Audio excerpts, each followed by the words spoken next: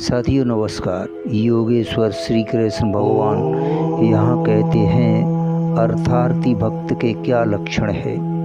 साथियों, स्त्री, पुत्र, धन, मान, बड़ाई, प्रतिष्ठा और स्वर्ग सुख आदि इस लोक और परलोक के भोगों में से जिनके मन एक की या बहुतों की कामना है, परंतु कामना पूर्ति के लिए जो केवल भगवान पर ही निर्भर करता है और इसके लिए जो श्रद्धा और विश्वास के साथ भगवान का भजन करता है, वह अर्थार्थी भक्त है।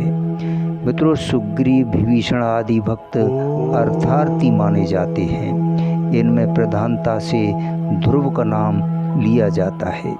साथियों, स्वयंभू मनुष्य मनु के पुत्र उत्तानपाद की सुनीति और सुरुचि नामक दो रानियां थीं। सुनीति से ध्रुव का और सुरुचि से उत्तम का जन्म हुआ था।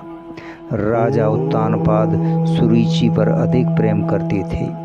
एक दिन बालक ध्रुव आकर पिता की गोद में बैठने लगा, तब सुरुचि ने उसका तिरस्कार करके उसे उतार दिया और कहा कि तू अभागा है, जो तेरा जन्म सुनीति के गर्भ से हुआ है। राज सिंहासन पर बैठना होता तो मेरे गर्भ से जन्म लेता। जा, श्री हरि की आराधना कर, तभी तेरा मनोरथ सफल होगा। मित्रों, विमाता के विभत्सन पूर्ण व्यवहार से उसे बड़ा दुख हुआ। वह रोता हुआ अपनी माँ सुनीति के पास गया। मित्रों, और उससे सब हाल उसने कहा सुनाया। मित्रों, सुनीति ने कहा, बेटा, तेरी माता सुनीति ने ठीक ही कहा है। भगवान की आराधना के बिना तेरा मनोरथ पूर्ण नहीं होगा। माता की बात सुनकर राज्य प्राप्ति के उद्देश्य से बालक ध्रुव भगवान का भजन करने के लिए घर से निकल पड़ा। साथियों, रास्ते में नारद जी मिले।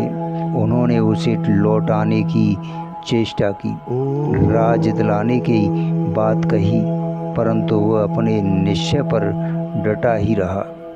साथियों, तब उन्होंने उसे ओम नमो भगवते वासुदेवा इस द्वादश अक्षर मंत्र का और चतुर्भुज भगवान विष्णु के ध्यान का उपदेश देकर आशीर्वाद दिया। साथियों, ध्रुव यमुना जी के तट पर मधुवन में जाकर तप करने लगा। उन्हें तप से डिगाने के लिए नाना प्रकार के भय और लोभ के कारण सामने आए, परंतु वे अपने व्रत पर अटल रहे। तब भगवान ने उनकी एकनिष्ठ भक्ति से प्रसन्न होकर उन्हें दर्शन दिए। देवर्षि नारद जी के द्वारा संवाद पाकर राजा उत्तानपाद अपने पुत्र उत्तम तथा दोनों रानियों के साथ उन्हें लेवाने चले। तपोमूर्ति ध्रुव उन्हें मार्ग में आते हुए मिले। राजा ने हथनी से उतरकर उनको गले लगा लिया। तदनंतर बड़े उत्सव तथा समारोह के साथ हथनी पर चढ़ाकर उन्हें नगर में लाया गया। अंत में राजा ने ध्रुव को राज्य सौंपकर स्वयं वानप्रस्थ आश्रम ग्रहण कर लिया। धन्यवाद, शुक्रिया आज की शुभ यात्रा में।